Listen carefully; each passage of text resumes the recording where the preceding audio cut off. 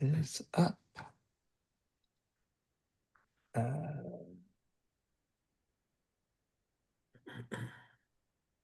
All right, welcome everyone to the advisory committee meeting of Tuesday, October 28th. We have 3 items on the agenda for tonight. First is a public hearing on warrant article 3, which is a budget adjustment.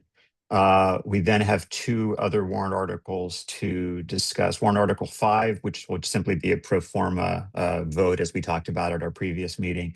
And then warrant article 19, which addresses the use of the 25th Amendment relative to President Trump.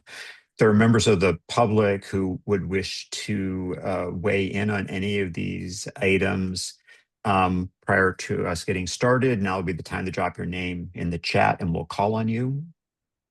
And otherwise, we will get started.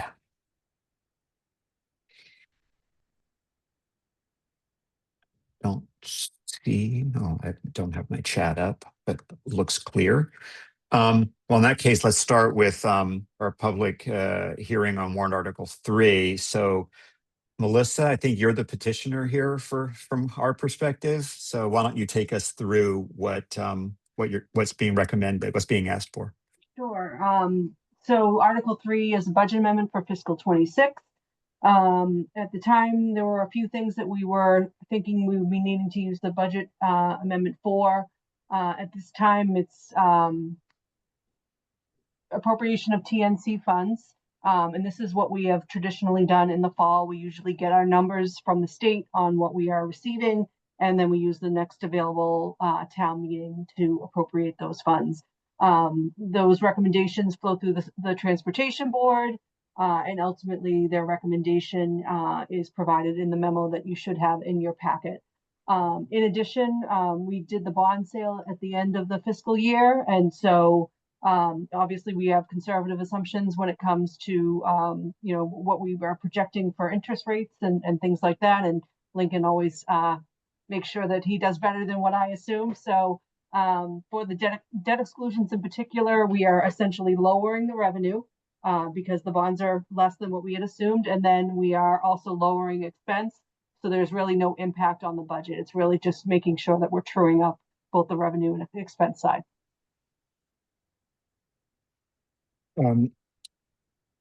Thank you. I have a question before we go to the rest of the body. I made you a co-host if you are, in case you want to end up projecting the TM tables or the equivalent. My basic question was the TM tables that you present has a lot of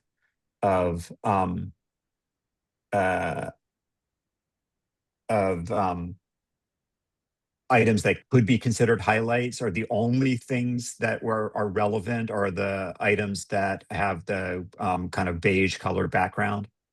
So town meeting doesn't vote revenue, and I'm highlighting it because there is a change in the revenue estimate for property taxes. But the debt service budget is the only thing that is highlighted on the expense side, and that is what we're asking town meeting to vote. Okay, thank you. Are there questions or comments from the committee, Harry? Not yet, but I guess I'll start with a question. On the transportation allocation, for the first time, I believe it's now a pilot program between the senior center and the teen center, which I believe is a change because previously it was always just allocated to the senior center. So I see that we have people here from the Council on Aging, and I see we have Emily here from the senior center. Is there any pushback from the senior community on sharing this money now? I will let Emily speak to the kind of the proposal itself and the details behind that. I know that when I initially presented this to the advisory committee, Fran had raised some questions. There's a slide deck that should have been part of what was sent to you that Emily had presented to the Council on Aging. I think that presentation happened after Fran had made her comments. So, I would defer to Emily in terms of, the proposal itself.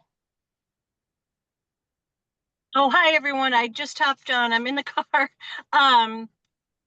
Thank you for having me. There was question of how the funding will be split amongst the two organizations, but I just wanted to give a little background on the new electric vehicle that we just received. Actually, a few weeks ago, we branded it. The requirements through the Department of Transportation grant state that it has to be used during senior center hours for the senior and disabled communities, and that will in fact be a part of this pilot. What we hope to do is we have a very aging fleet at the senior center. One of our vehicles is an old shuttle, 20 passenger, requires a CDL license, and we have a driver for that. That will be used to bring seniors to and from the senior center, as well as for the driver when he's not driving this large vehicle to provide trips in and around Brookline for the seniors using this electric vehicle. In the evening hours, the teen center has a challenge getting the teens, middle school, high school kids down to South Brookline. So we've, as part of the pilot, we wanted to see what teens who are members of the teen center will be able to access a ride home after the senior center is not using the van. And I'm not sure if the teen center director is on or not, but Casey Boston is here from the Great. teen center. Hi, I am here. I will say, I think back to part of your question too, is how the seniors were feeling about it. I'll just jump on. Emily and I presented to that community at the board meeting, and I think we had a pretty overwhelmingly positive response to sharing the funding with the teens in this way, and kind of adapting and having a new pilot program. Everyone was pretty excited about that shift. Thank you. Thank you both. Jocelyn Murphy.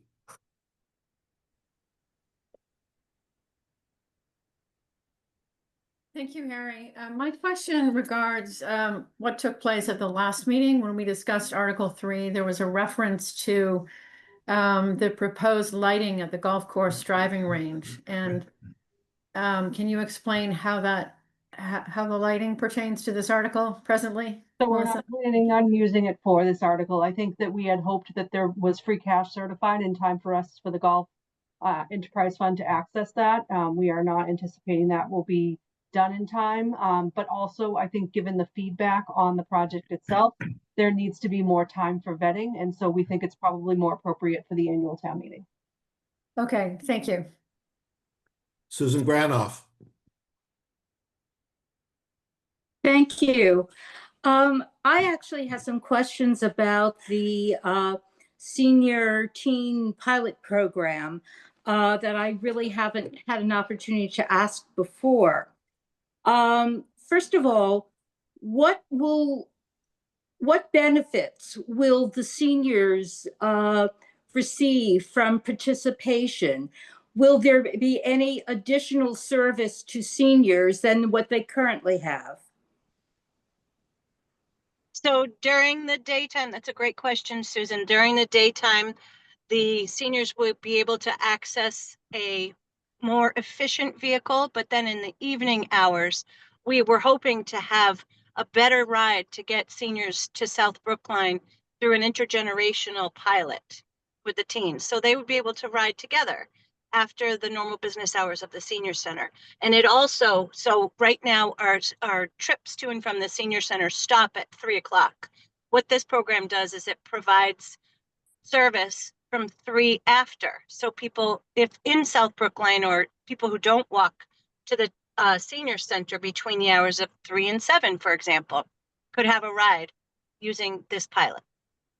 I was not aware that rides to the senior center currently stop at 3 p.m.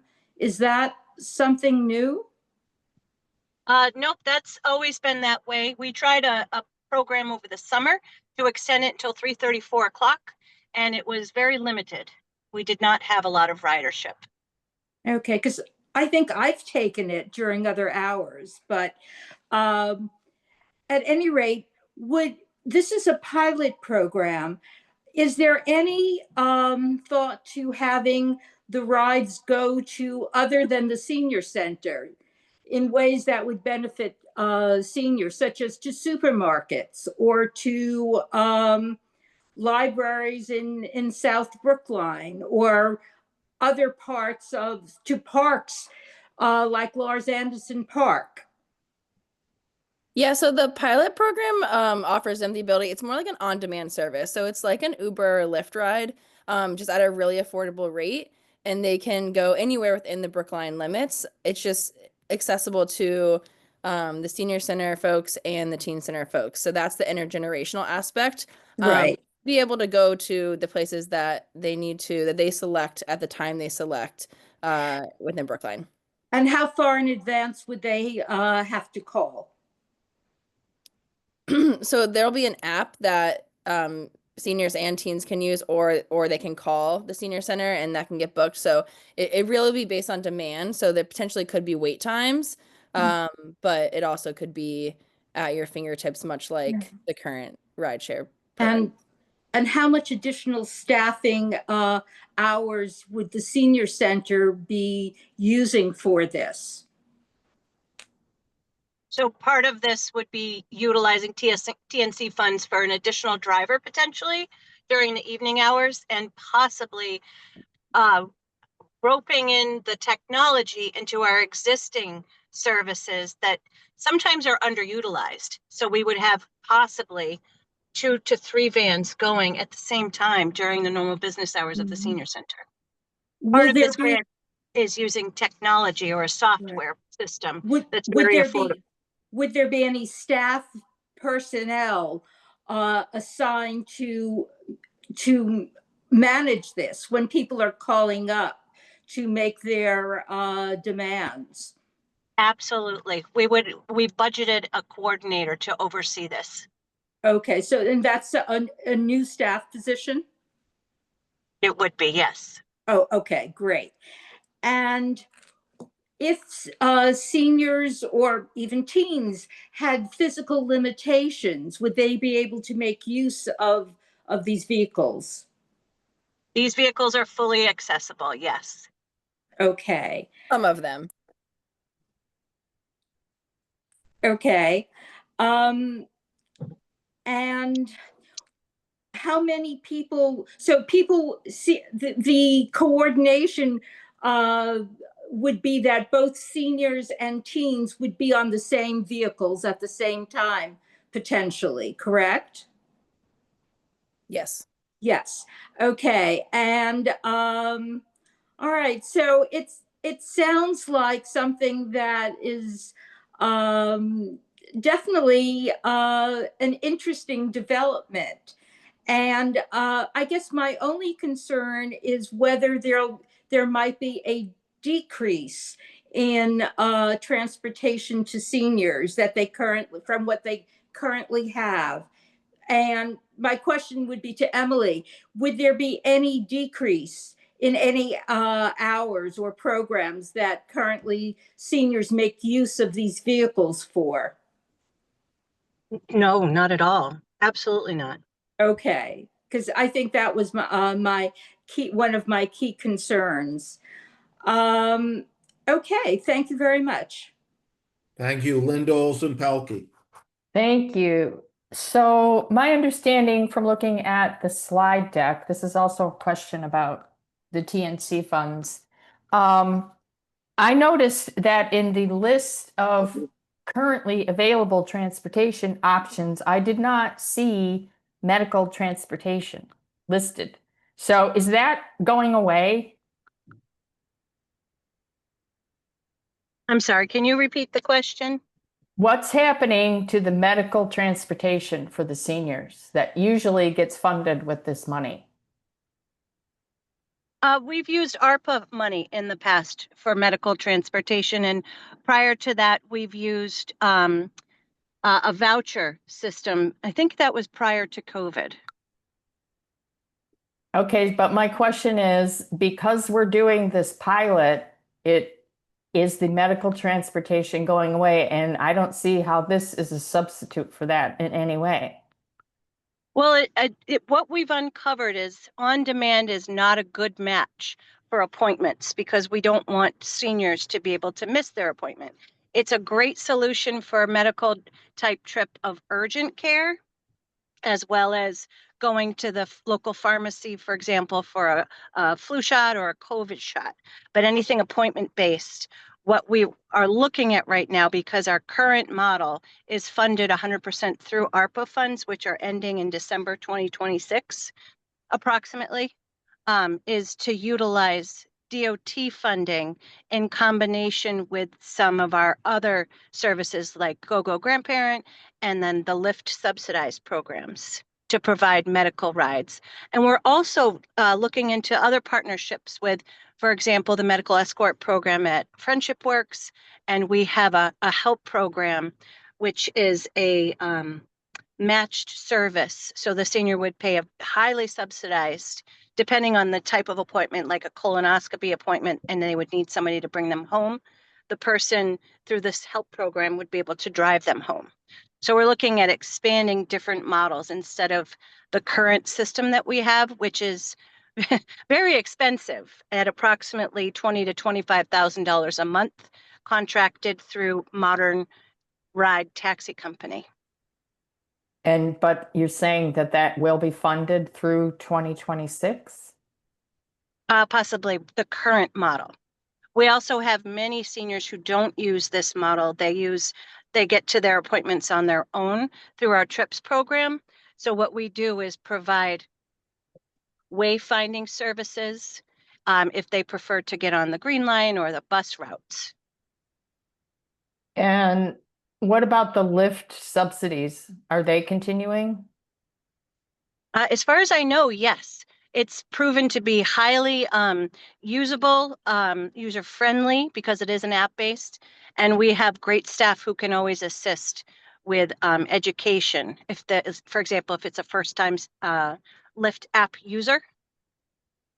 Mm-hmm. So this is going to be like you have an app on your phone and you call this van and you have to say where you want to go, and then they tell you how long you're going to wait until somebody can come and pick you up because you've done software that tracks where all the vans are. Is that about it? Yes, usually wait times for these types of services are 30 to 60 minutes. And currently, what about this option of having different destinations that Susan asked about? I didn't catch what your answer was. Is it only going to the senior center, or can people use it to go anywhere else? We have to look at what the model would look like, really. What we're going to be in the process of doing very soon, actually, is surveying all of our riders to see what the true need is with a combination of our current services. So we have medical, we have social, going to and from the senior center. We really want to ask our current riders, as well as the public, through focus groups and a survey, what their need will be. Okay. So how have you determined the need that the teens have? Were they surveyed? How did that come up? How did the whole idea for including the teens in this happen? Yeah, so we were interested in applying for this funding ourselves. It doesn't have to go to the senior center. It has historically. And we have massive transportation issues. We can't get teens from the schools outside of walking distance to the teen center and safely back home to South Brookline. So we do have a shuttle van. It's a 15 passenger. It's filled up every day. I've been working since I started at the teen center to figure out how do we expand transportation and provide this access to more students. So we have the shuttle van running. We need capacity of drivers, and then we need to be able to bring students back to South Brookline. So those are the two main things that we know are going to happen with this, is that those shuttle rides would happen from school and then back to South Brookline, multiple trips if necessary. And then Emily and I really kind of dreamt up this other part of it. These populations have very similar challenges, right? Like they want their own autonomy. There's this issue with like loneliness, and it just seemed like this really cool opportunity to kind of merge the problems both of our communities were seeing in a way that could really help problem solve for the community. So this aspect of the on-demand part is kind of the fresher part, the new part. Basically, this funding is helping us both do better what we are already doing, and then also trying a new thing where we're bringing together young people and seniors, and getting people where they need to go when they need to go there. But So the funding for the van was not part of the TNC funding. which, Correct. yeah, we both already have our separate vehicles purchased Uh-huh. with other funding. Okay. So the 183,000 or whatever it is, that's mostly for the technology and the staff? Yeah, I mean, vehicle maintenance, gas, electricity for the EV, and yeah, drivers and the technology. Okay. I'll let other people ask their questions. Thank you. Thank you. Fran Perler. Hi. So I wanted to comment a couple of things, that this is really a pilot program because the van capacity is 6 people. And if the teen center wants to get people back and forth to the schools in South Brookline, when I drive to Warren Field from around here, it's 20, 30 minutes. So we're talking about a 40-minute turnaround time for 6 kids at a time. So this is only, I think, a small pilot to look at feasibility. And if it works, the teen center would need a much larger van depending on, what they could provide. The second comment I wanted to make was, when I brought up this issue at our previous meetings, it's just to differentiate the fact that this is a new pilot, a supplemental program, which may give additional services, may be able to provide some of the old services, but the AC in town should be aware of the fact that the Council on Aging is losing $200,000 in ARPA funds. And previously, the $100,000 went to other transport. So now we have a $300,000 hole in a flat budget for transportation.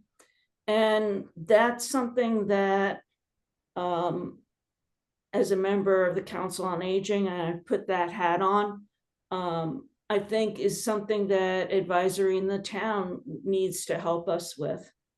And finally, to answer Linda Pelkey's question, the van was obtained from a Mass DOT grant. And my understanding is Mass DOT owns the van and rents it to us for free. Oh, we own the van, Fran. It's ours now. You do? Okay. Yep. And just Thanks, to Lauren. clarify, the teen center has our own 15-passenger van. That's the vehicle we would use to shuttle the teens back to South Brookline. So kind of expands those numbers a little bit that you're referring to. Thank you. Carlos Ruduejo. Thanks, Harry.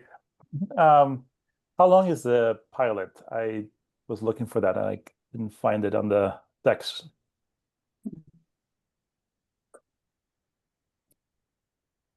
How long? We hope to make it a 1-year pilot program, and it would commence upon hiring of the staff. Okay, great. And then for Melissa, I think this would be questions for you.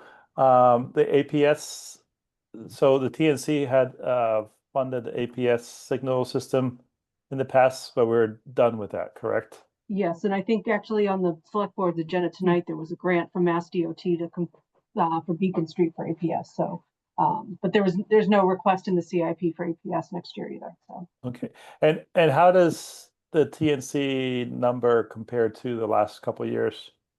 So the year before, it's growing, but it's not where it was pre-pandemic. So last year was 160,000. I think this year is 180. So, it's not fully where it was, but it's also, there's a time frame on these funds too.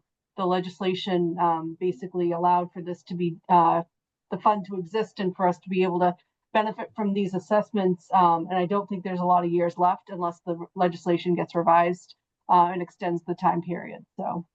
So this is similar to the marijuana thing where it keeps on sort of, there's an expiration. It's not going to go. This is not a fund that or money that we're always going to have. At one point, it won't be available anymore. This is not anticipated to be long-term recurring source of revenue. So, a pilot seems to make a lot of sense because it allows them to experiment without, they can take a risk without, Right. Yeah. But I think I think it was Susan who mentioned this. I think it would be great for the town to start looking for, after the pilot finishes, to start looking for something that is more permanent, so that we don't fall into the ARPA issue of funding things that we, that are one-time monies. So I think for the long term of anything like this, I think we need to start looking for long-term funding. Thank you. Elisa Jonas?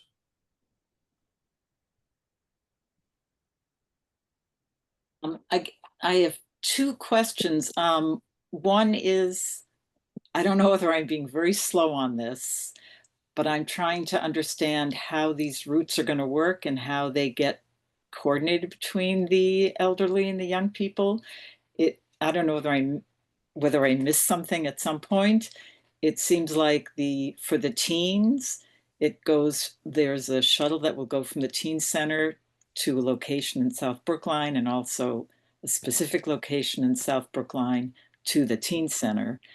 And whereas for seniors, it's on demand, or is there also something explicitly from South Brookline to the senior center, or are you stopping at the teen center, or how? I don't understand how you're melding those two groups. So that's one question. And the other question is, or concern is, this is a pilot to see how well providing additional transportation, both for seniors and for teens, will be. But I can imagine, certainly for teens in South Brookline, if that's a big focus, they don't just necessarily want to go to the teen center. So I guess I'm wondering, can they get dropped off at the teen center, but then have the freedom to go anywhere else? Or is it explicitly for teen center use? And I'm just concerned that there may be many more reasons why people might want to go to the more commercial areas of Brookline from South Brookline, and that won't be reflected if it's limited to the teen center. And I've been wanting transportation from South Brookline to North Brookline for years, tried to get that on the Public Transportation Advisory Committee. And I would hate to have this one pilot make a determination of success or non-success for more broader transportation options. So I guess the first question is, how is the senior teenage mix? How does that work? And second is, how are the teens, what access do the teens have to go beyond the teen center, or is that the primary purpose currently? Yeah, great questions. And we have like a couple of different things happening at once. I think that's what's adding to the confusion. So for the after school shuttle ride, it will be from Baker, Hayes, and Runkle to the teen center, and from the teen center back to South Brookline. That's just that shuttle service, that shuttle part. And then outside of that, teen members and seniors would have the opportunity to have on-demand service to any location that they choose in the Brookline limits. It's not specific to the teen center at that point. And will you be picking up so if there's several people at Putnam Circle, and it's a teen and an elderly person, you will try to coordinate which people should go together in a particular ride Right. to Yep. another location. So Yep. it'll be more than one person that's getting the ride.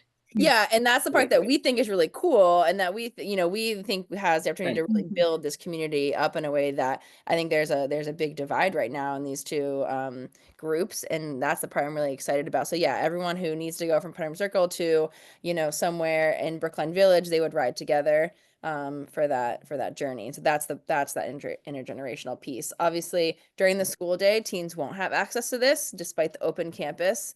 They will not have access to this ride. This will just be exclusively for seniors at that time of day. And then, just there's going to be those shuttle time blocks where the drivers will be focused on teens, and outside of that, then again, it will be them sharing that time and space. And also, I love these questions too, because if there's just such a high user rate, then maybe it will be just for South Brookline residents to be able to access the Coolidge Corner area, and the students, obviously, as Casey just mentioned, that program, but to get South Brookline older adults up north, so to speak.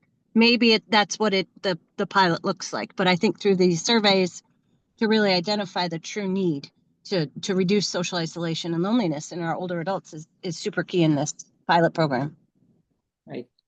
Great. Thank you. Susan Granoff. Hi, I would just like to make an additional comment about the importance of medical transportation. And my belief that although the pilot program with the large vans will be, I think, a real contribution and improvement to the town as a whole, to the teens and seniors using it, I don't see that as being particularly appropriate for medical transportation. When you consider seniors with various illnesses or injuries, the last thing they want to do is to be going on a more public van with multiple people. I think that having individualized car service of some sort is essentially what is needed and called for. Speaking as someone who has had to really make use of our medical transportation for the past year, after I had a broken arm and after I've had other various ailments. And so I've come to really appreciate it. But even more important, our population of seniors is getting larger and is getting older. And there's going to be increasing demand for medical transportation. In all of the various public hearings that my subcommittee had with the Council on Aging Director, Ruth Ann Dobeck, she spoke about how there is so much demand for medical transportation that the Council on Aging was currently being forced to turn seniors who needed this transportation away. And that was in fiscal year 24 and fiscal year 25. So I think that it's really important that this not get minimized, or that we think that this is something that we can substitute van service for, because I think that having an individualized driver pick up someone who is going to a hospital in Boston or an eye doctor in Boston is very critical to the ability of seniors to maintain their health. And I hope that that gets sufficient emphasis in the budget and in grant funding opportunities in the future. Thank you. Thank you. Dennis, that's the end of the list. All right, then I think we are ready for a motion. So will someone make a motion for favorable action on warrant So article 3? I will move for favorable action on warrant article 3. Second. All right. Let me share my screen. Can I just have you reference the memo? Because the vote's actually laid out in the memo. It's in 3 parts. Yes. 1 second. How would you like our motion to be worded for your? As outlined in the memo from the Deputy Town Administrator dated October 23rd. That should be From Deputy Town Administrator. I Dated, what was the date? October 23rd. Okay. All right, so Harry, your motion is for favorable action on warrant Article 3 as outlined in the memo from the Deputy Town Administrator dated 23 October. You took the words right out of my mouth. I know. Is there a second? And I think Cliff seconded it. Cliff seconded it. All right, let's go to a vote. Michael Berger, Yes. Harry Boers, Yes. Cliff Brown, Yes. Anthony Buono, Yes. Elise Couture Stone, Yes. John Doggett, Yes.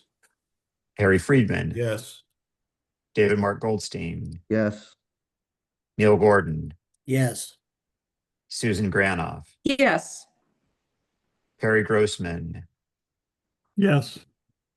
Kelly Hardebeck, I think she's traveling. right? Elisa Jonas, Yes. Janice Kahn, Yes. Brian Ladd, Yes. Alec Levovitz. Is he not here? He may not be here. Okay, Carol Levin, Yes. Liz Linder, Liz is not here tonight. not here. Pam Lodish, Pam is at a birthday dinner tonight. that's correct. Jocelyn Murphy, I'm sorry, I couldn't find the motion in writing, but I believe this is correct based on your confirmation, Melissa. Does not include the golf course lighting. Correct? I just can't find the language of the Correct. vote. The only adjustment for golf enterprise is for the debt service budget. Okay, thank you. Yes. okay, Donnell O'Neill, Yes. Linda Olson Pelkey, Believe it or not, I'm going to vote no. Fran Perler, Yes.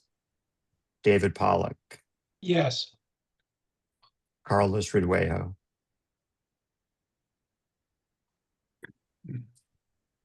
don't hear Carlos. Oh, yes. Margaret. Did I say? Now you said yes. Okay, Margaret Robotham. I didn't. Did you hear me, Dennis? Yes. I did not. Yes. sorry, yeah. Okay. Lee Selwyn. I wasn't sure if he was going to be here or he's not. Yeah. tonight. Christine Westfall. Yes.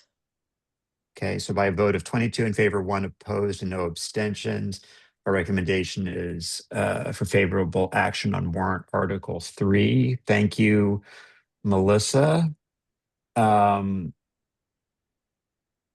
Let's move on to warrant Article 5. As you may remember, the warrant Article 5 is not going to be moved. This was the elimination of the Human Resources Board. We had the recommendation of a no action vote as of our last meeting, but because it wasn't noticed, we decided to hold it off until this meeting.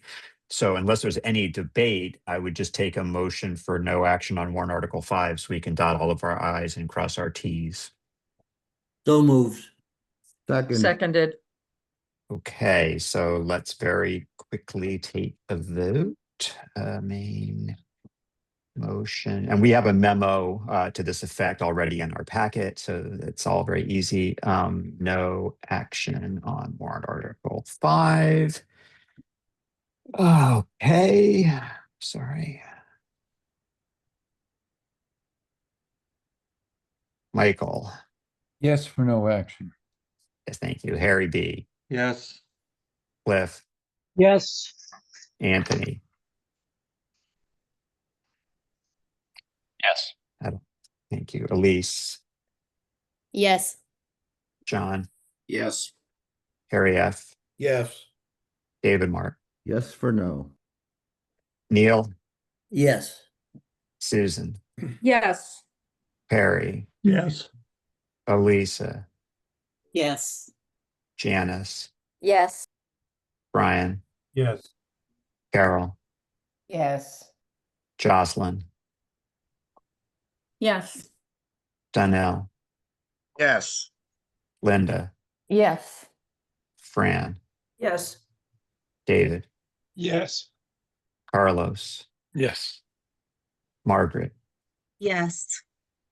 Christine. Yes.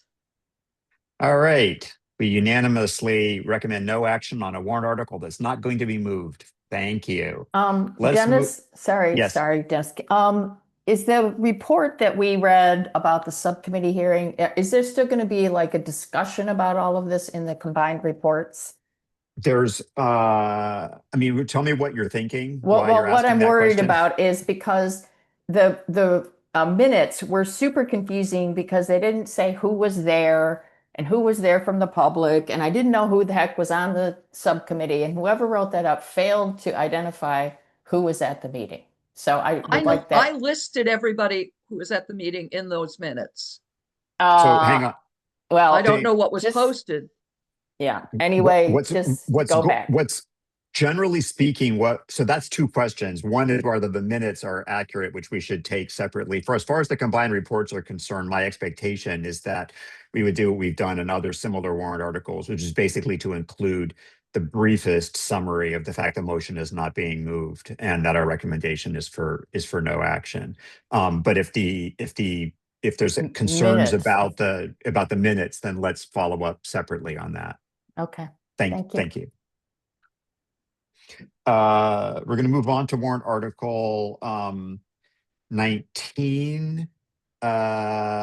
Who's presenting from the subcommittee? Elise. Is that Elise?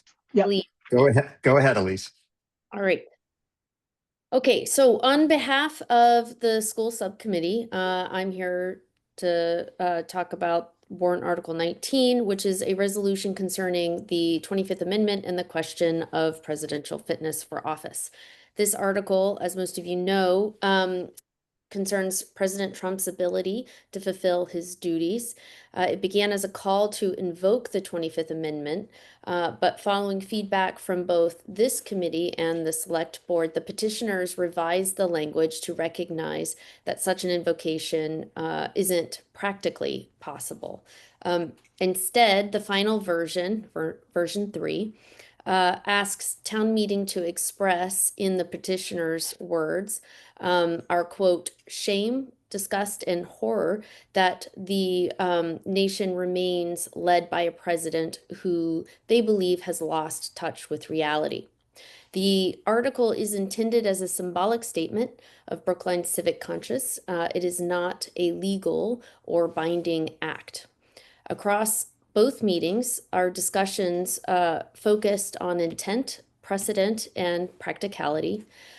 Some public participants emphasized Brookline's long tradition of speaking out on moral and constitutional matters, in addition to expressing interest in the development of a strong fact-based objective statement that town meeting can get behind. Mr. Birnbaum, acting chair at the first meeting, questioned whether the 25th Amendment framing implied a medical judgment beyond the committee's scope. And Mr. Leibovitz pointed out that the amendment doesn't actually require a diagnosis, only an inability to perform duties. He also memorably noted that speaking up in this moment in history is worthwhile. I was still apprehensive about the language of the second version of the article.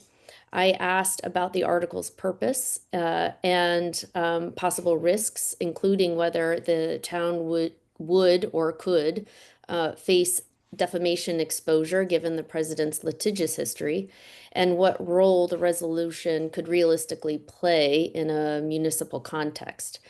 Mr. Margolis confirmed the warrant article seeks to affirm Brookline's civic conscience and commitment to democratic principles in a time when we're in national crisis.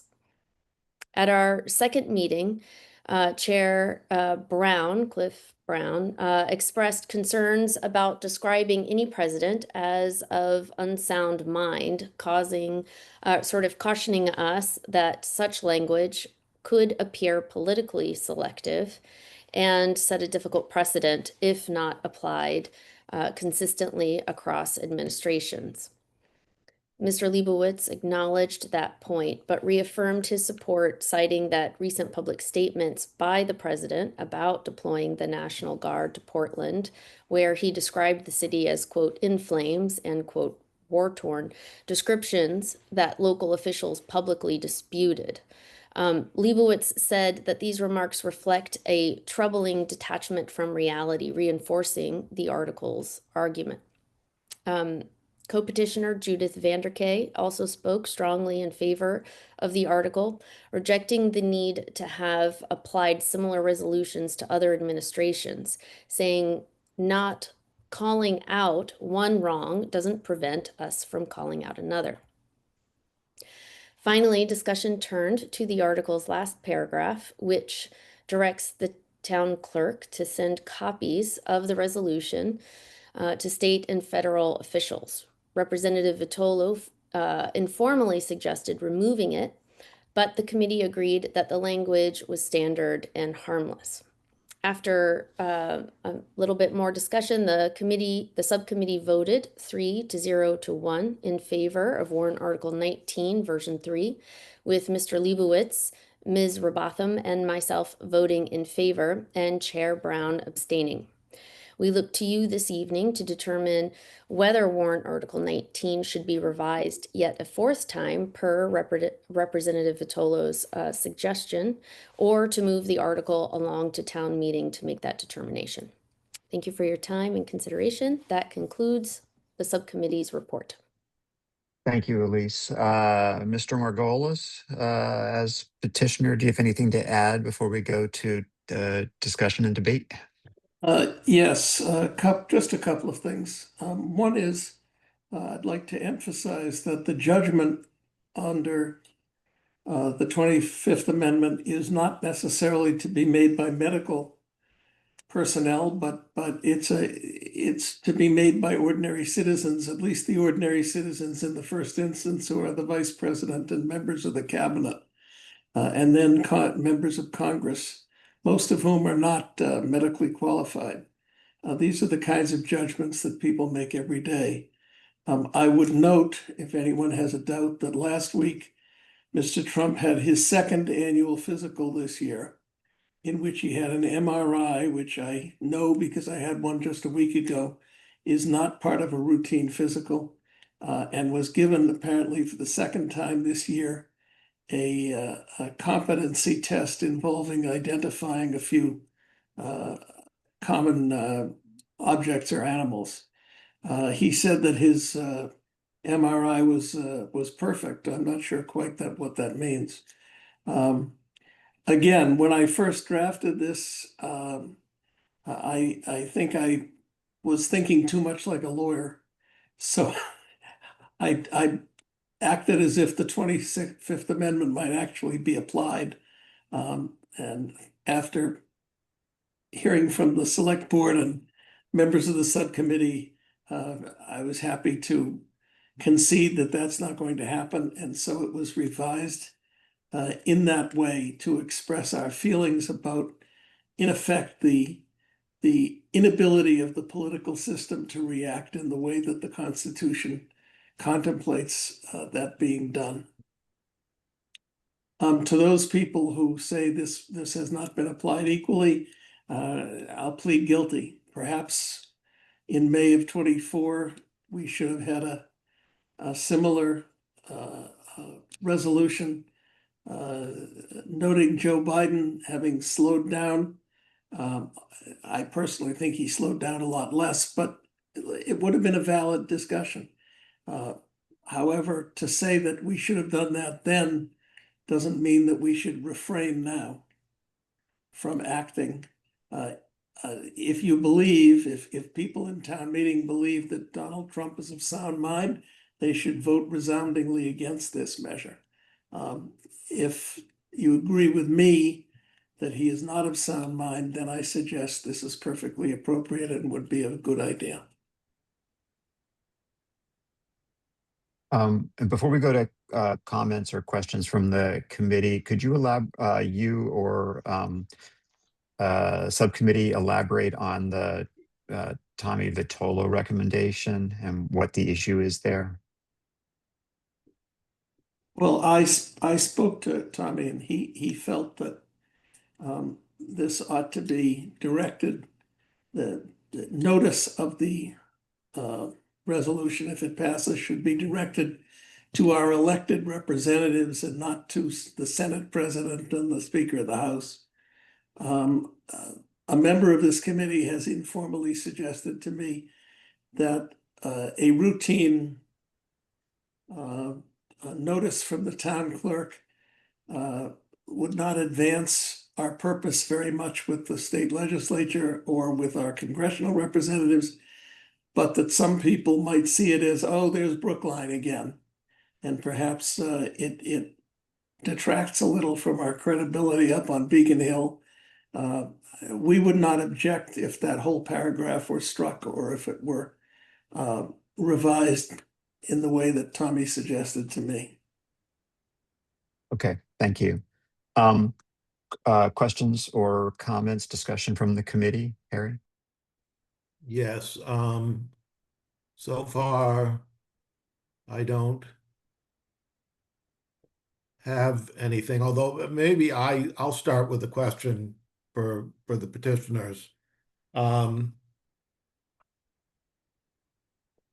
Jonathan, if I'm hearing you correctly, those of us who might think he is of sound mind, but simply an inveterate liar and con man, are now being urged to vote against this. Do I interpret you correctly? I would not suggest that you should vote against on that basis. That's up, for one thing, it's up to you, but the purpose of this is to go to his ability, not his skill, but his competence to carry out the job. My original purpose was, or perhaps I should say dream, was that someone who identified as with Mr. Trump on policy issues, but who agreed that he has lost his grip on reality, could vote for it. Does that mean that if you think that he's a liar but sane, you should vote against it? That I'm not going to comment on. Okay, well, thank you for that guidance. Susan Granoff. Yes, before getting into those issues, there's one word in the first therefore clause that I have a problem with, and that's the word shame. Because by definition, shame is what happens when you are ashamed of your own conduct. And I don't believe that's what you intend. Trump should experience shame, but of course, one of his psychological issues is that he doesn't. But I think that we are not really expressing our shame, but rather perhaps I would substitute the word concern instead of the word shame, because in a sense, we are saying that we're ashamed of what we've done. That is the dictionary definition of shame is a feeling of embarrassment or humiliation that arises from the perception of having done something dishonorable, immoral, or improper. But we're not intending to say that any of us have done that. So I would recommend that the word shame be replaced by a different word. I would suggest concern. Other people might have better choices, but I think that that's one thing that I would be in favor of changing. As to whether there's value in voting for this, I do think it has value. I think that we are living in extraordinary times.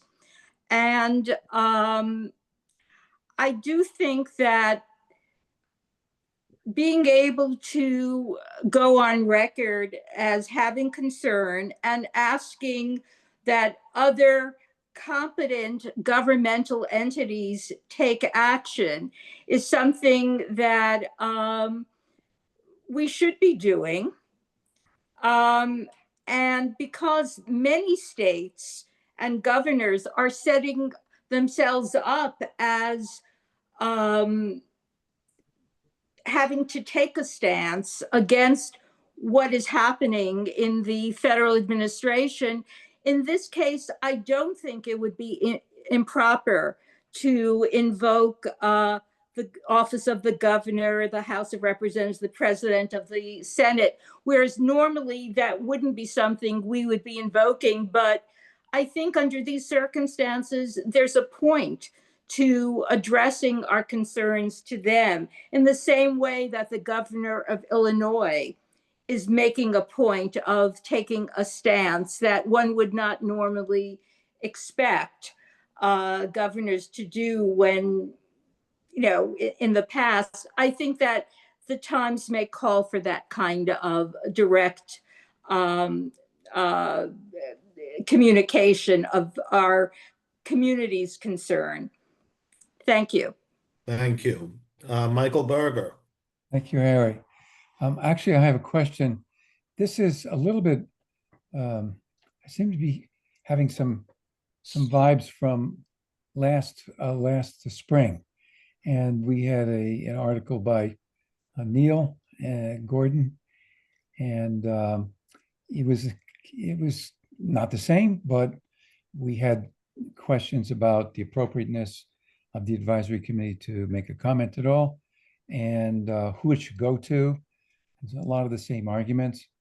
And I actually would like to hear from Cliff Brown. Cliff was on the committee too, and I guess voted against it. And I know in the past, he's questioned whether or not it's appropriate for town advisory committee to offer any advice without bringing up everything that we've discussed before. I think it'd be good to put it in context of how we've acted before. So the question is to Cliff and to Neil, I guess. Thanks for nothing, Michael. So I did not vote against this. I abstained, as I generally do on resolutions. And so I have a whole philosophy of resolutions that, you know, the comments I made really reflect, I guess Jonathan, to a certain extent, has probably defined it better than I did in his answer to Harry. I don't like our president. I think, you know, yeah, he's a liar. Every president is a liar. I don't know of a politician that isn't a liar. And you can take a look at, you know, at any number of big whoppers that Joe Biden told, Barack Obama told, you know, any president. I personally think that suggesting that one individual is of unsound mind, I personally think that's a dangerous path to go down for a couple of reasons. You know, it's inflammatory. There's no proof of anything. An MRI, you know, I've had MRIs. I've had probably a dozen MRIs over my life. You know, I've had them for injuries. You know, did I break something? Is something, you know, dislocated? I've had them for kidney stones. I've had them for any number of things. So the fact that someone had an MRI to me it's nothing. I just feel that there's a lot more reaction to policies here than there is to the individual.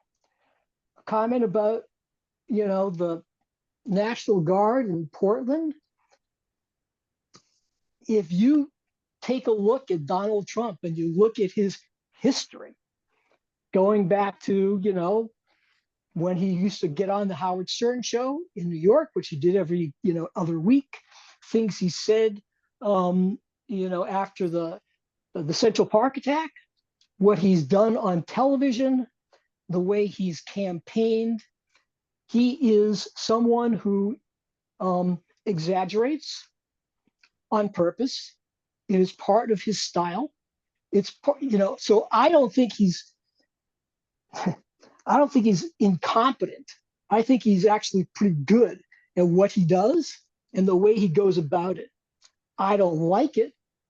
I don't like his policies, but it's really hard for me to say he's not of a sound mind. And that was the commentary I was making in terms of whether or not we should be getting involved with this at all as an advisory committee.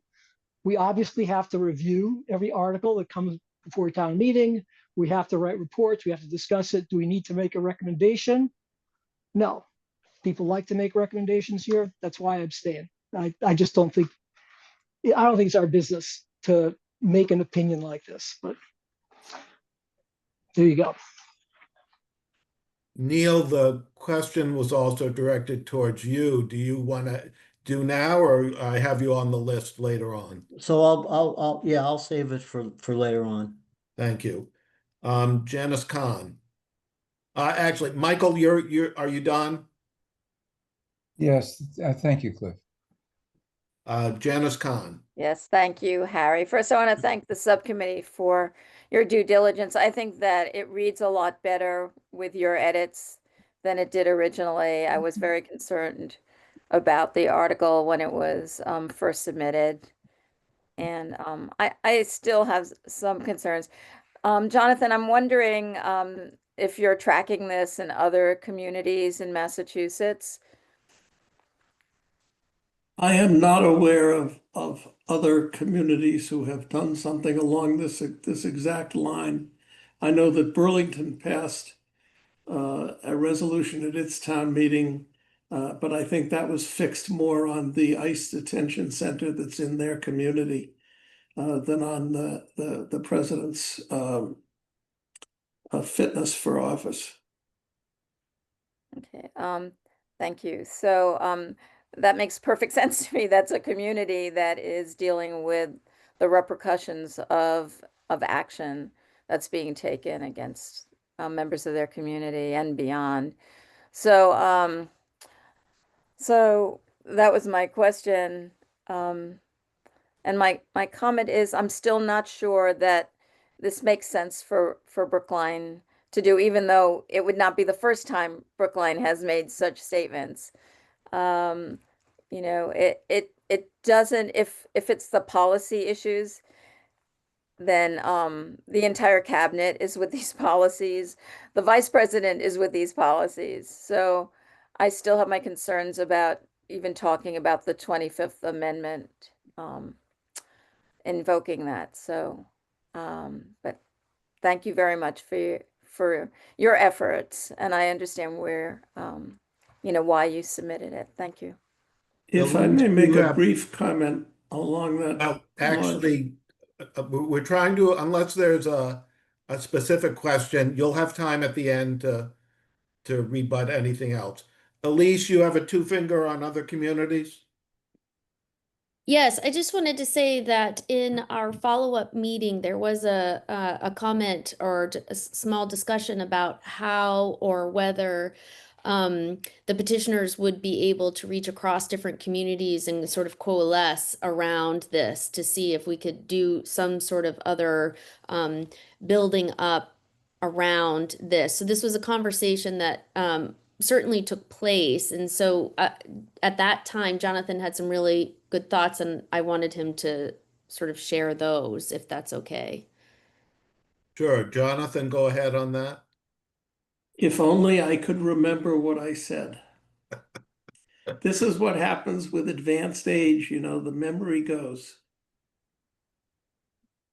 Well, Okay. it's in our minutes, so everyone can read those. Thank you. Thank you both. David Mark. Okay, thank you. I'm having some connection issues, so I'm going to keep my camera off and hope that I don't freeze. First, I want to say that I agree with Susan's proposed amendment. I agree with Tommy Vitolo's, and I'd like to thank Cliff for his remarks too. A couple of years ago, we had another one during the first Trump administration urging that the Republican House and the Republican Senate impeach Trump, which I thought was a complete fantasy. And the original version of this I thought was even worse. It's less worse now, but I'm still having a lot of trouble even thinking of voting for this because it's focused on the wrong thing, focusing on somebody's mental health and mentioning the 25th Amendment rather than, with lawyers doing this, you'd think that there would be a legal argument to be made of all the times he's broken the law and the unconstitutional things he has done, including ICE and the rest. And that should have been the focus of this warrant article. I think this is a mess of a warrant article. It's even with the corrections, it's still badly written. And I just cannot believe that we're going down the mental health road when there's no proof and it's just inflammatory. It's going to sound like, oh, the Democrats are just insulting Trump rather than laying out a methodical point by point argument as to how he's broken the law here, and so on. And I would urge you to pull this article and redo it so it is that focus on the legal violations that he's done as president and the unconstitutional moves he's made. And that should be the focus, and that is what I would certainly support. But this is just insulting him. It's just a mess, and it's not going to achieve anything whatsoever. And that's my 2 cents. Thank you. Thank you. Neil Gordon. Yeah, thank you. So I'm going to be somewhat bolder than the petitioner in the current draft of the warrant article. So let me say this. The President of the United States is a narcissistic sociopath in mental decline. That's my opinion, right? When those who control the federal government won't say so, we need to say so. And when the browbeaten White House press corps won't say so, which for some reason they won't, we need to say so.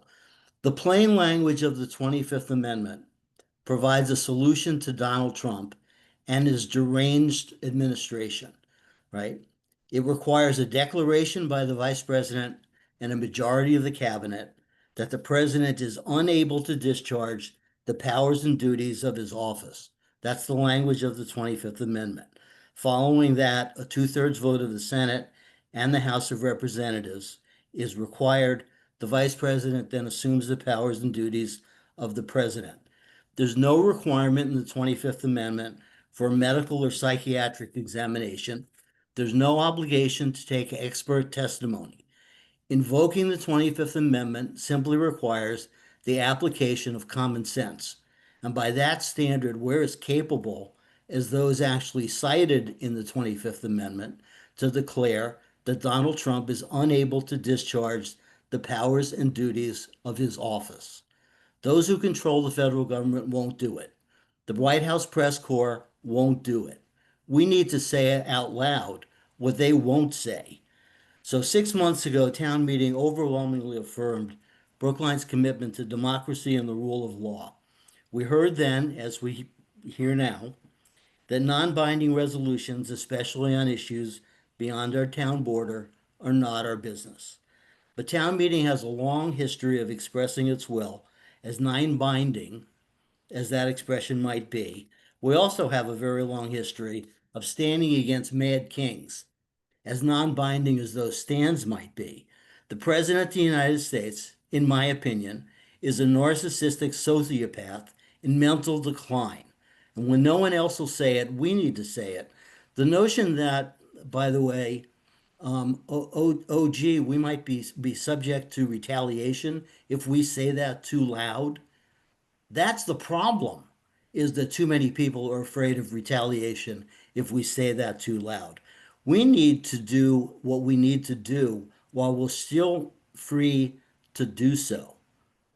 I'll come back to the issue of the Tommy Votolo comments when it's time to vote. I'll propose an amendment. Thank you. Thank you, Elisa Jonas. Yeah, I just wanted to follow up a little bit on what Cliff and David Marks said. I think the focus on soundness, and I agree with Neil with his diagnosis, but I think the focus on soundness was to get to the 25th Amendment, but you're no longer trying to get to the 25th Amendment. And I do think it would have been more appropriate to focus on all the ways that he is not following the Constitution, which is what I think is particularly disturbing about him. A lot of people are unsound and might not go against the Constitution. But I would say if we are focusing on soundness, which if you're unsound enough, you really shouldn't be president either. But then as Cliff was talking about policy issues, I think what this has to focus on is only those things that show unsoundness. So for example, twice asserting that Alaska is part of Russia, that's a sign of unsoundness. But canceling medical and scientific research grants, including programs to help detect and treat cancer and other life-threatening diseases, I think it could be seen as a policy, but I would very explicitly say lacking any policy rationale to make that clear. And the second one, refusing to spend appropriate and allocated billions of dollars for food and medicines. There's a lot of people who agree with him that we're spending too much money on foreign aid. So that one I would just completely eliminate, because I don't think that that's a clear sign of unsoundness if that's what we're focusing on in this Warren article. And finally, if that's what we're focusing on, talking about the horror, where are we?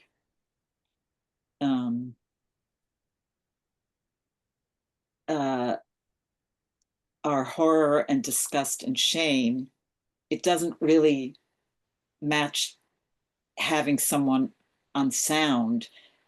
I guess there would be a concern that we're having someone who's unsound and it's dangerous. So there's a clear and present danger of having someone who's unsound. But I guess the disgust and horror would ring better for me if it was constitutional concerns and going against the laws of the country, and not someone who has a mental illness.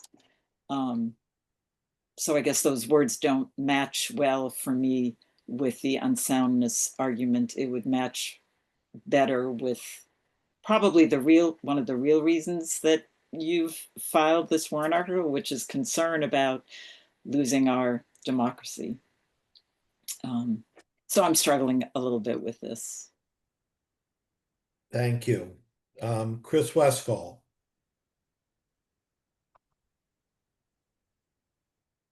I want to be clear. I think Trump is crazy as a bed bug.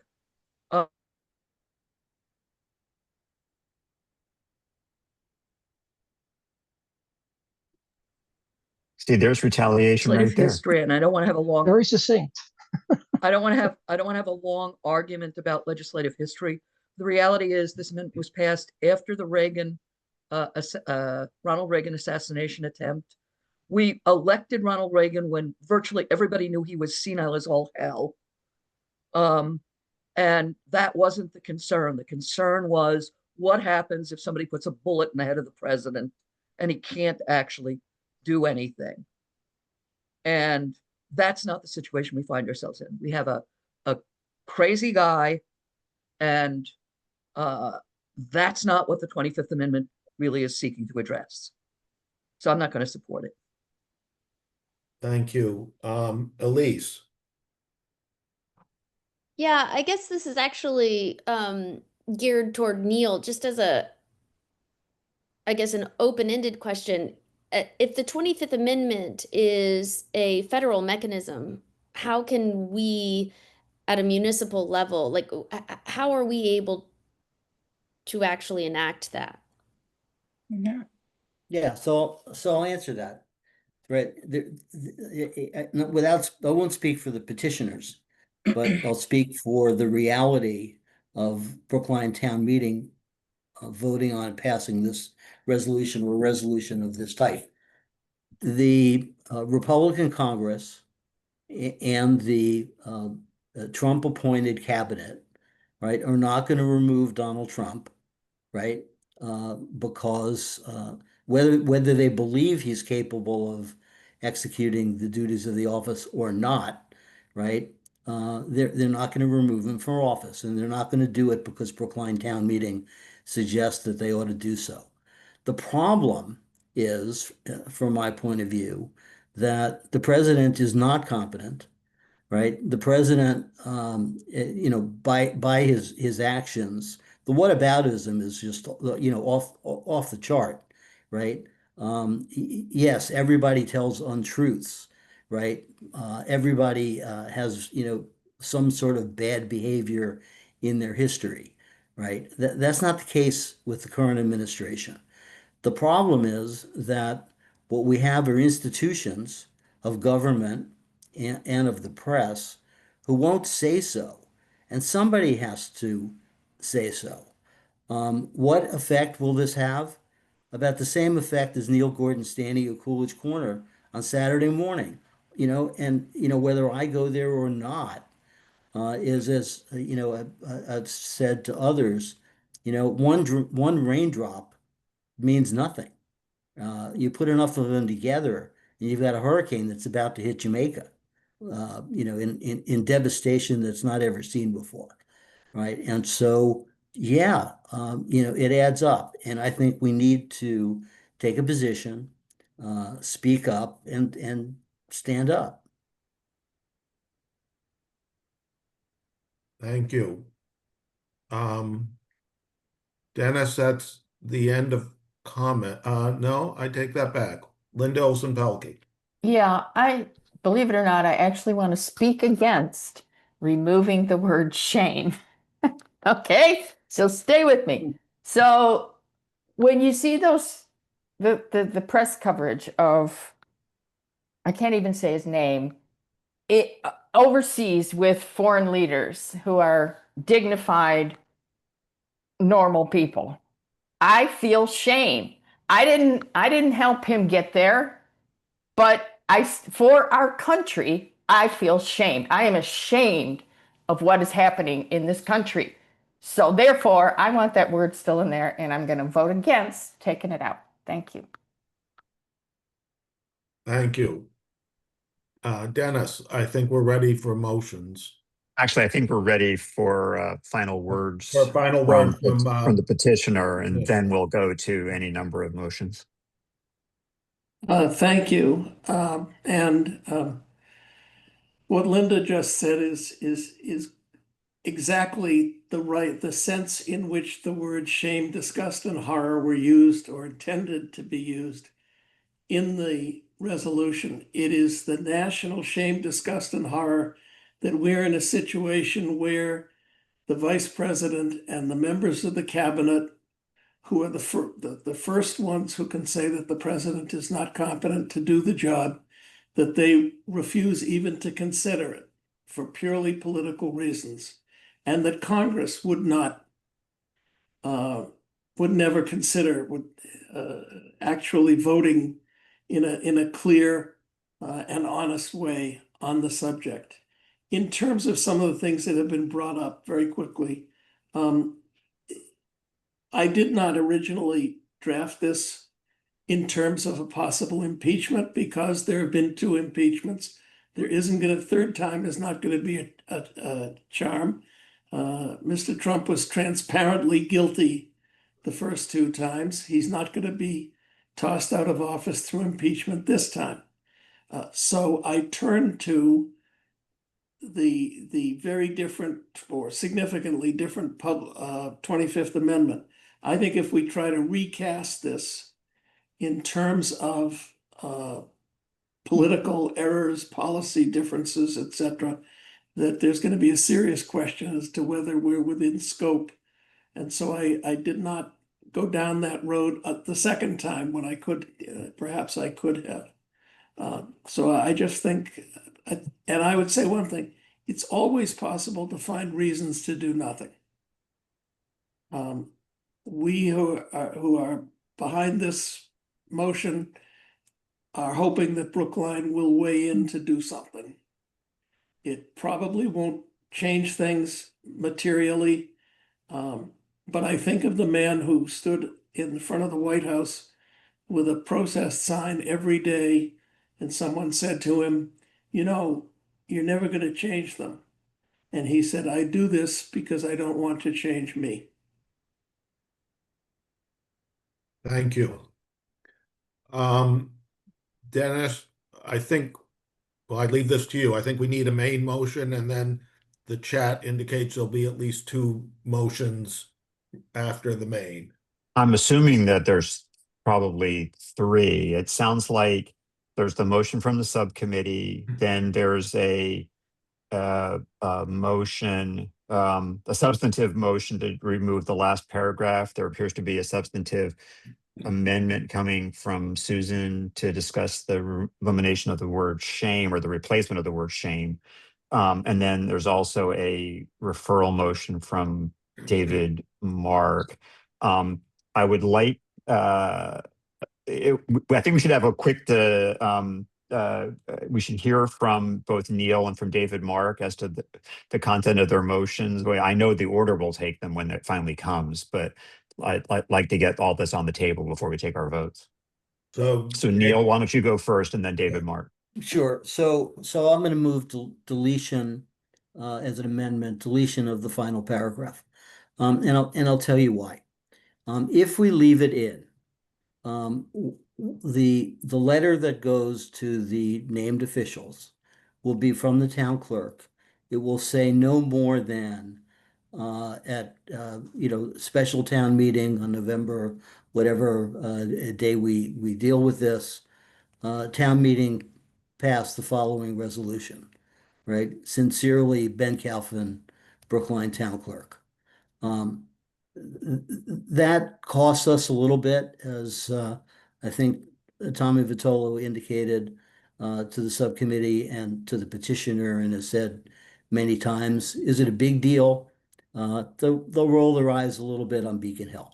Here's what I think would be much more effective. I think what's much more effective is for the petitioners or anyone else, and I'll do it if the petitioners won't do it, is to send a letter to the impacted parties that we would like to act. For example, Governor Healy. And if I were to do it, I would thank her for the resistance to the actions, political and otherwise, of the Trump administration. The fact that Brookline Town Meeting passes a resolution is one element, but it's not the only element of how you might communicate to the governor or any other official that we think might be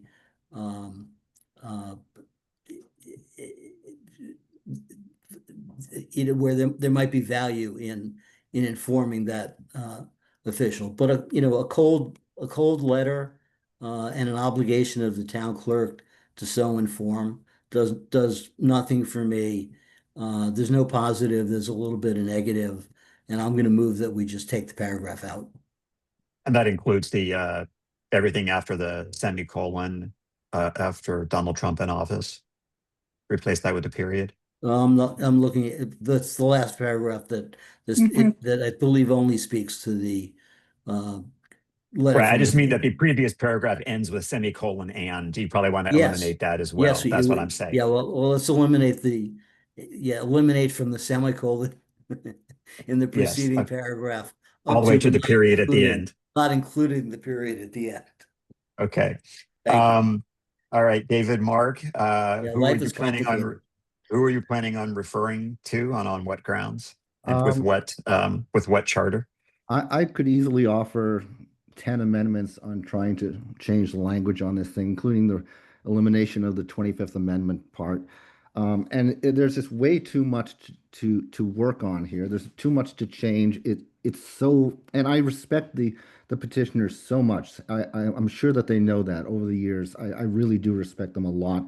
but this is so badly written, and the hyperbolic language and the complete misaiming at the target. I would like to refer it back to the petitioners, asking that they rewrite it and bring it back in the spring. We cannot fix this mess here or on the floor of town meeting. It needs to be rewritten. It needs to be refocused. And I'd like the petitioners to have a fresh chance at doing this where they won't have to worry about scope issues. Right, and it looks like there's one other potential amendment. Elisa? Sorry, yeah, just of what I'd mentioned before, that I would get rid of the refusing to spend appropriated, and allocated billions of dollars. I just don't see this as a sign of unsoundness if that's the focus. And also adding to canceling medical and research grants, lacking policy rationale to make clear that it isn't policy. It's who knows why. Yeah. So those two. Jocelyn, what are you proposing? Thanks, Dennis. I'm having trouble with my equipment here, but I would propose an amendment that would replace in the last whereas clause on the first page. I would propose changing unsoundness of mind to unfitness for office. And then in the next part of the sentence, replace unsound mind. Numerous actions that demonstrate his unfitness for office. Okay. Thank you. All right. So David Mark, could you write your referral motion and drop it in the chat? I know that Lisa is not here to do that for us. She was feeling ill. Okay, give me a minute. Sorry, And then we will. Dennis, I'm sorry.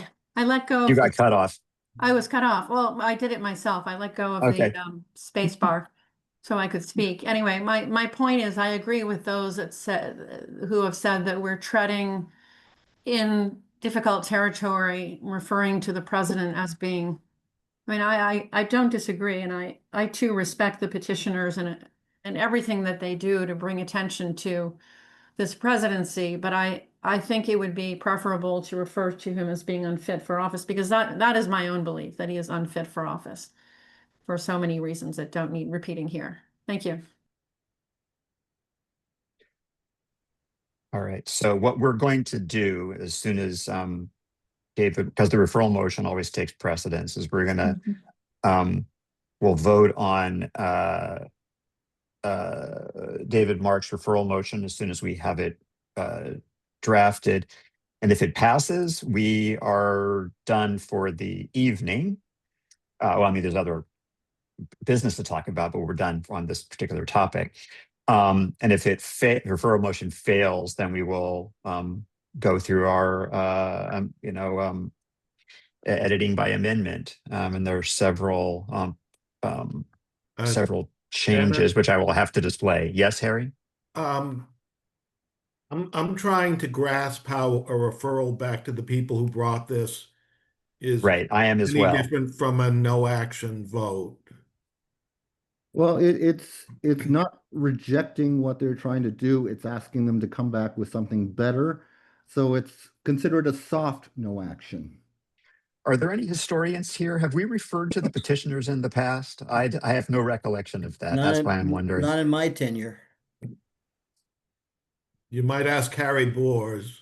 Yeah, that's what I was hoping that Harry would answer. You can ask me, but you're going to get the same answer. Not that, it sounds familiar, but I have to confess, I don't recall that we've actually done it.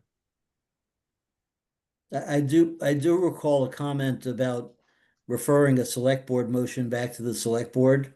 Yeah, that's and a different. Comment that's sort of silly because it's their motion. They can do what they want with it. I think as a body, we typically have not done that because we're a vetting agency. So when it comes out of our subcommittee, presumably it's ready for town meeting to vote on it.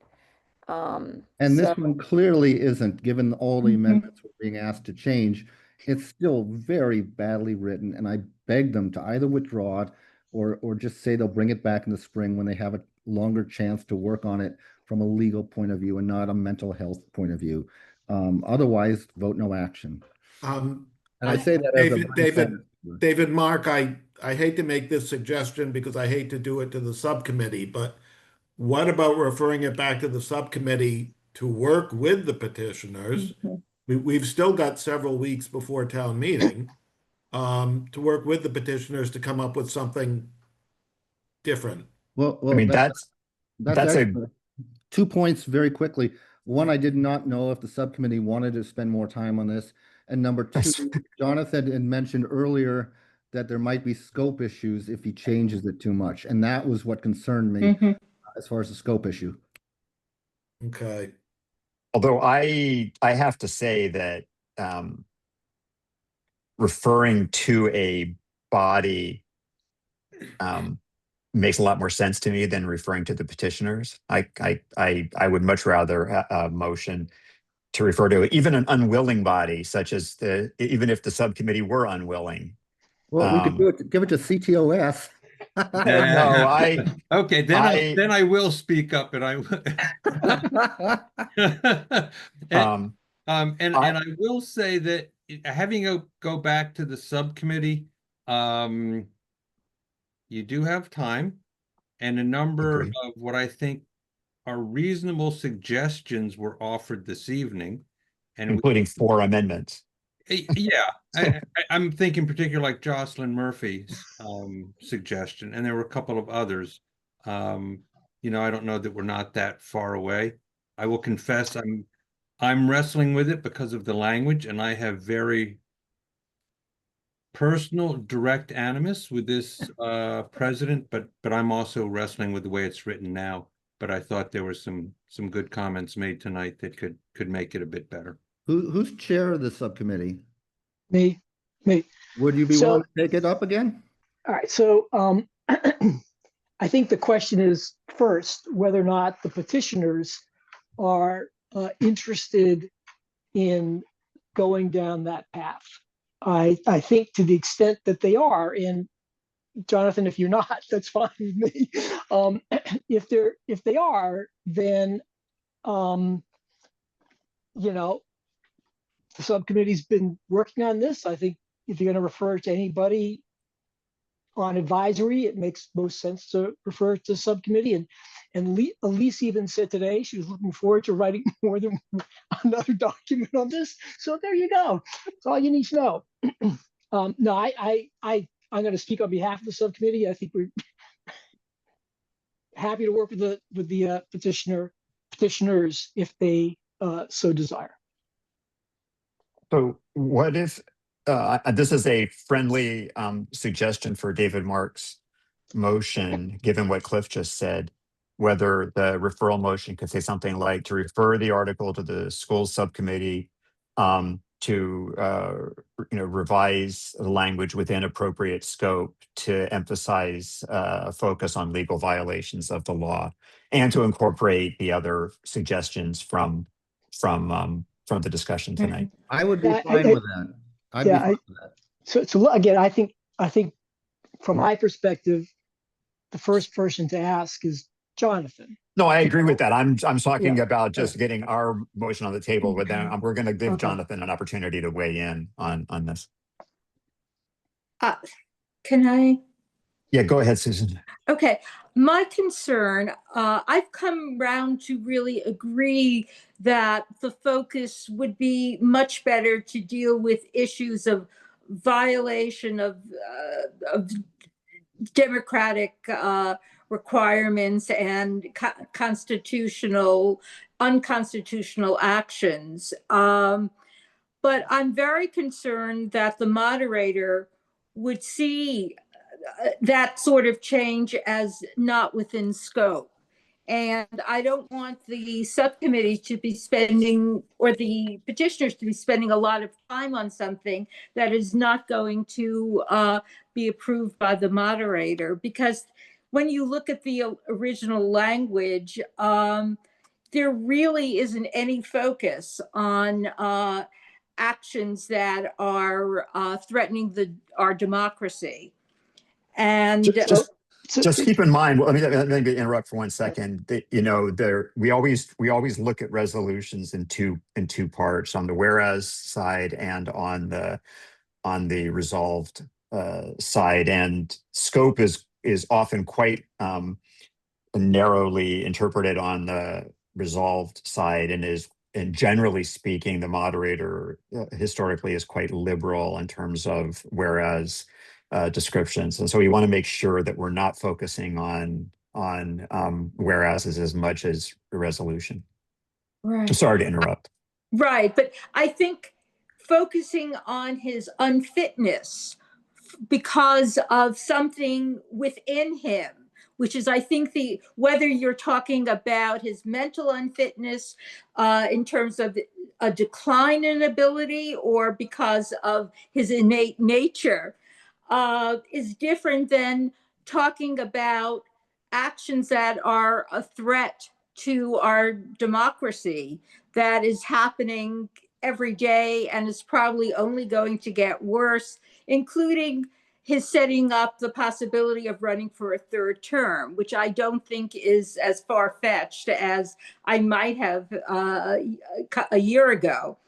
So I think that it may be hard to reinterpret in the way that David Mark is suggesting and still have it within scope. And for that reason, you know, on the other hand, I hate to vote down something where I don't disagree with the conclusions, but I do think, like David Mark said, that this isn't the most serious concern. Because we've had presidents who, frankly, who haven't been capable, but if we agreed with there were guardrails, there were people around who got things done in appropriate ways. In this case, we have a situation where there are no guardrails. And therefore, the damage can be extraordinary. And I'm not certain that it's simply a question of his being unfit for office or unsound of mind, dealing with it from a purely psychological point of view or a physical point of view. I think that it goes far beyond that. But anyway, that's just my concern at this point.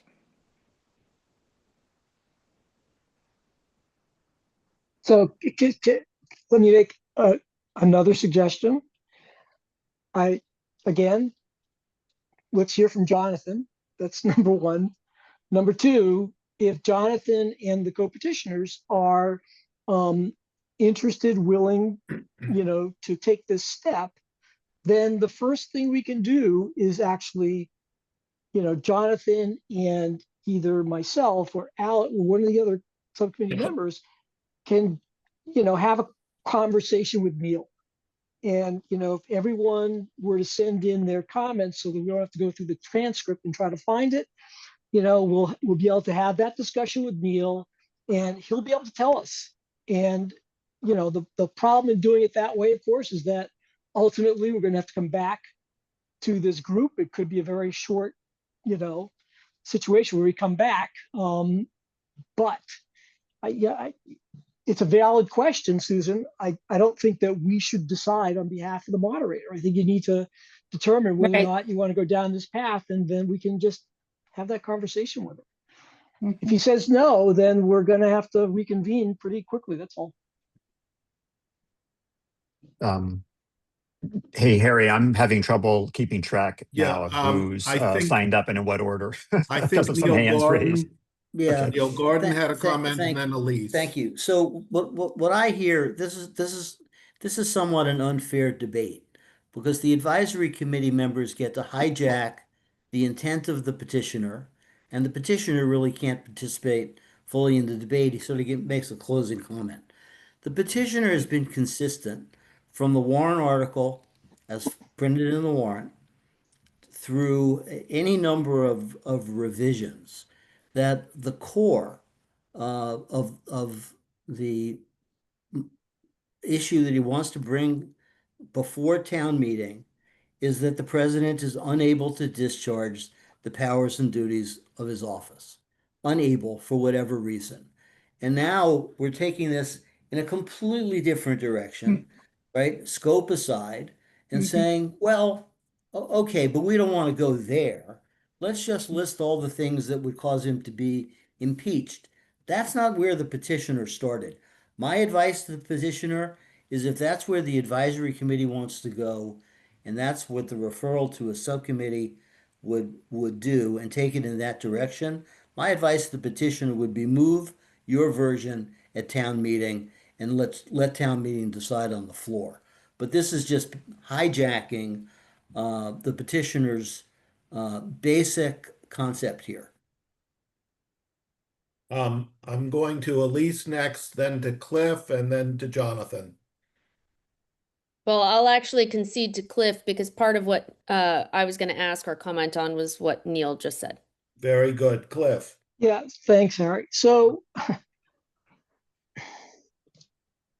when I first joined advisory, and several times since then, I've always heard that when something comes to advisory, the petitioners can present what they want, but once it gets here, it becomes advisories. The petitioner can decide they don't like what advisory does and stick with their own motion, which is fine. But to say we're hijacking something is to be painting the suggestions tonight in a completely different way than we typically paint the process. And I think that is really unfair. The first thing we've said is, does Jonathan want to do this? If he doesn't, that's fine. No one's forcing him. And the advisory committee, if it doesn't want to, if it wants to do something different, we will go through our process like we do with every warrant article. It is unfair and incorrect to suggest that we're doing anything differently here than we do with every article. Thank you. Jonathan, I think it's time we got some input from you.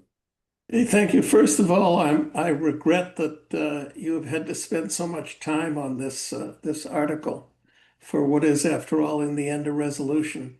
I do think that there are parts of the resolution that could be trimmed, edited, without cutting the heart out of it. I'm perfectly willing to work with the subcommittee on trying to do that. And if the moderator will consult on scope, perhaps that can help to guide us. I don't know that he will or not. He may say, let me see it, and then I'll decide. But if he's willing to talk to us about scope, I'm happy to talk to him about that. I have no particular pride of authorship here. There's not I do have some pride in some of the ideas, but not the particular words. So the one question I have is then instead of referring the article to the school subcommittee with a whole charter, why don't we just take a motion to table and let the school subcommittee do what Cliff described? I mean, it's the same effect, and that way we're not having to come up with the perfectly crafted language for how we want the subcommittee to resolve this. We have a whole debate tonight. I would so move. That's fine. I think that I will say that I'm not sure. That's pretty good, Elise. I'm not sure that I'm going to suggest that 8 people try to recraft this. I think it might be useful, and Jonathan and I can talk about that. To have 1 or 2 folks work with the petitioners and then bring it to the full subcommittee and then blah blah blah. But I would ask people who made suggestions or comments tonight to please send them along to me so that we can compile them, so that when we have a discussion with the moderator, we can, raise the ones that might seem to be the most likely to be ruled out of scope and see what he thinks before we have to go through a process in drafting. And happy to take this back and try to resolve this to everyone's satisfaction. Elise? Yes, I just want to share that I'm out of town at a conference next week for work, so just want to get that on the record. Okay, we'll manage. Thank you. No. Margaret? Hi, yeah, I'm just thinking about this as a school subcommittee member. I don't think I've listened to all the comments tonight. What exactly would be the goal of us rewriting this? Because I can't imagine a world in which we work with the petitioners and we create something that makes everybody happy. I thought part of the point of having town meeting was that you just need 10 signatures to make a warrant article that has to be presented in front of town meeting. I think I'm losing the plot a little bit on what exactly we're supposed to come back from school subcommittee with in hand that will make this body happy. Can someone just like fill me in on like what exactly the deliverable is? So I'll happily let Cliff, since it's going to fall on your plate, I'll let you start. Yeah, sure. I'm gonna, so the question was asked last week. Why is advisory doing this? Why are we listening to these things, at all? And, I took the moment to explain the process of putting things on the warrant and what state law requires an advisory committee to do and what our bylaw requires an advisory committee to do. And so I'm going to, ask Margaret to remember those thoughts.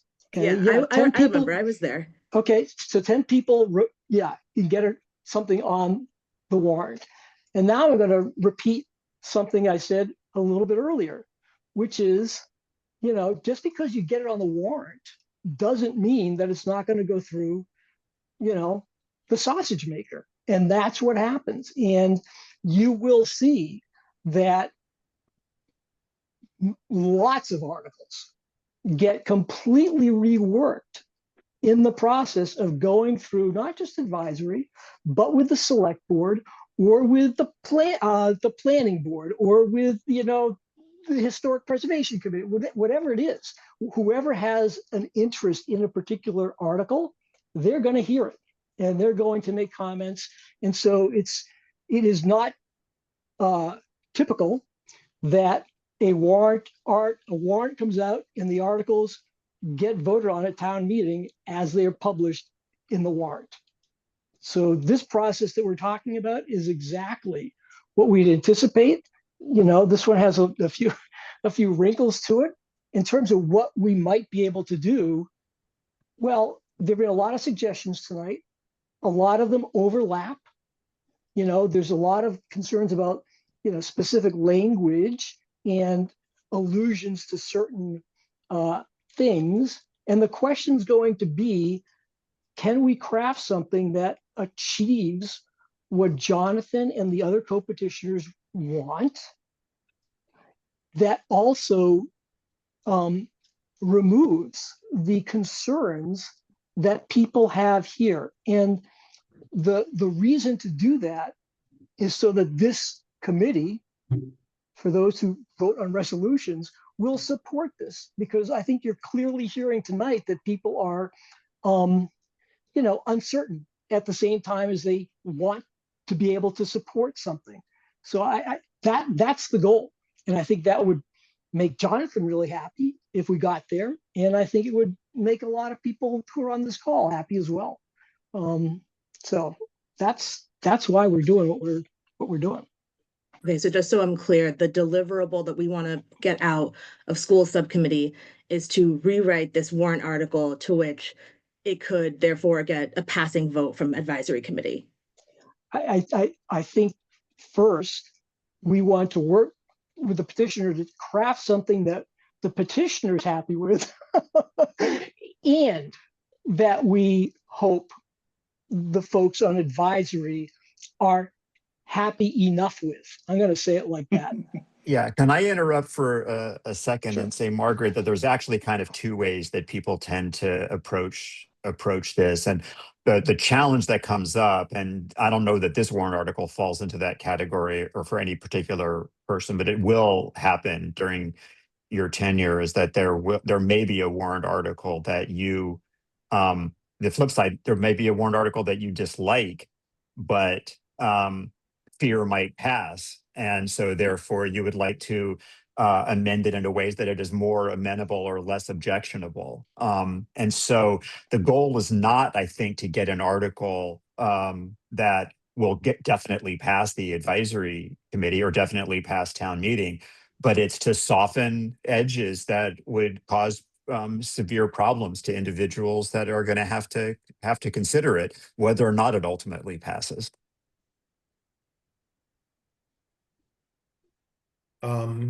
Janice Kahn.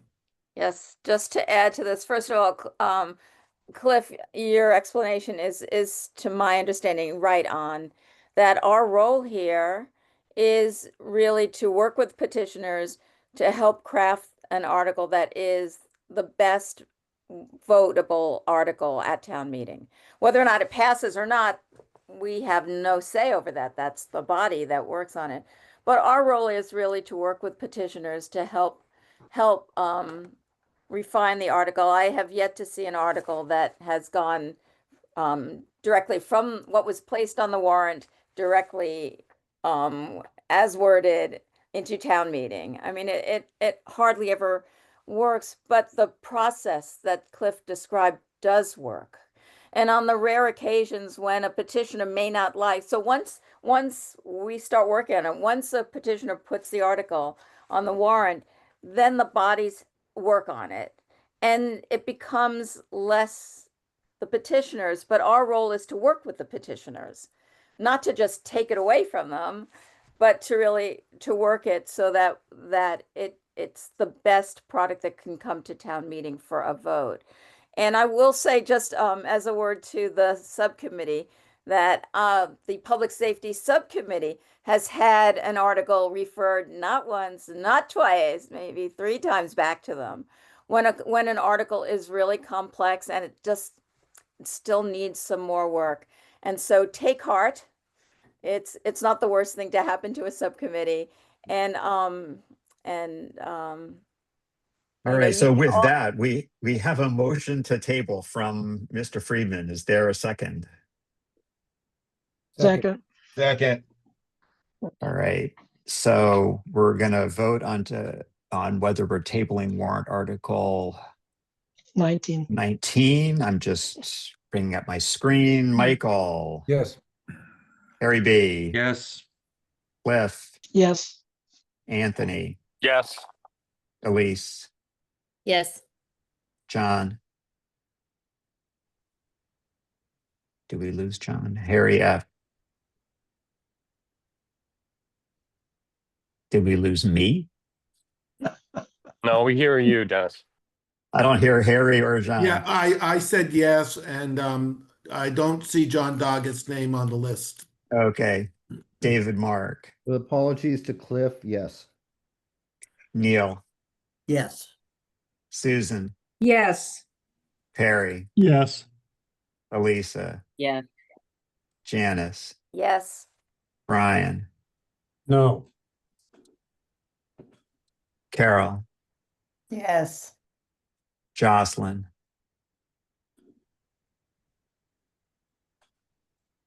Hit that space bar, Jocelyn.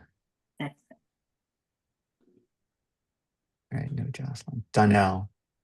So I think we need to take a position on our own town administrators, but that's all I'm gonna say. So I'm gonna vote yes on this. Okay. Linda. Yes. Fran. Yes. David. Yes. Carlos. Yes. Margaret. Yes. Is that a yes? I'm sorry, I couldn't hear. Yes.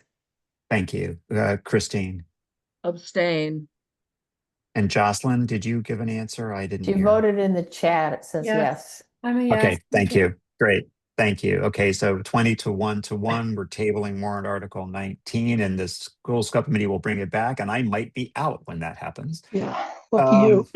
So again, can well, I'm not that lucky. well, that's true. Can I just once again ask everyone who had suggestions that they went over tonight to just send them to me in an email, so I can compile them.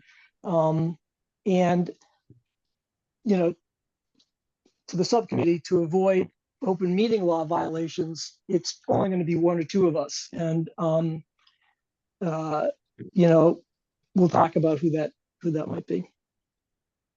Okay, thanks. Thank you, Harry. So before, Yeah, you wanted to take a poll. Yeah, I wanted to. We have a meeting next. We don't have a meeting on Thursday, correct? Correct. We have a meeting next Tuesday, a hybrid meeting, ideally in person. There's going to be an executive session.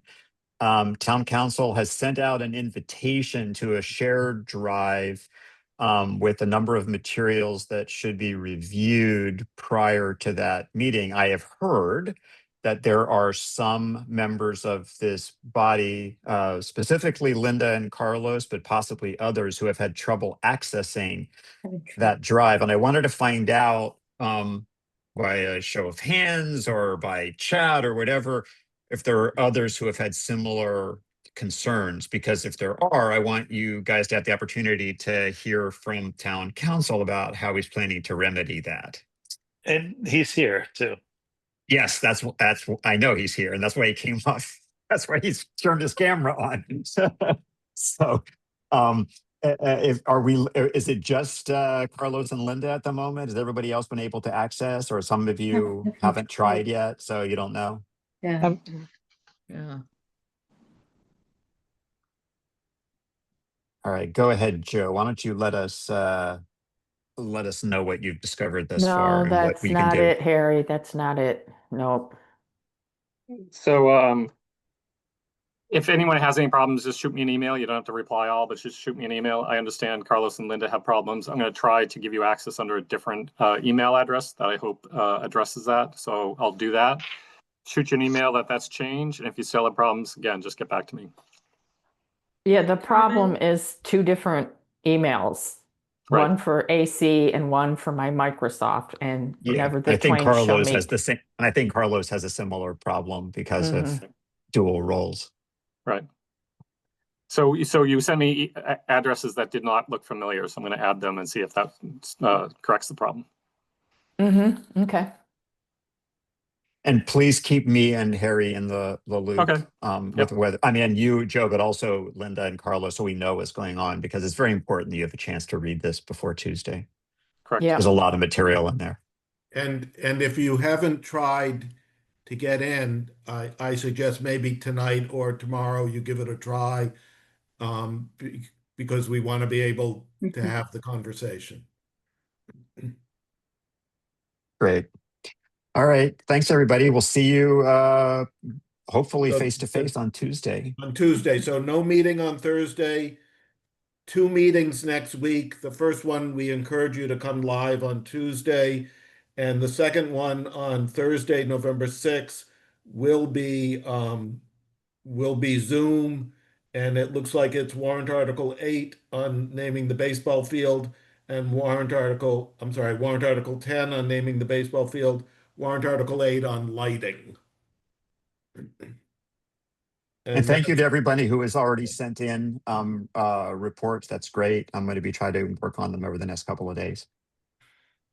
Dennis, if everybody's internet went wild in the last discussion, maybe the NSA has been looking in.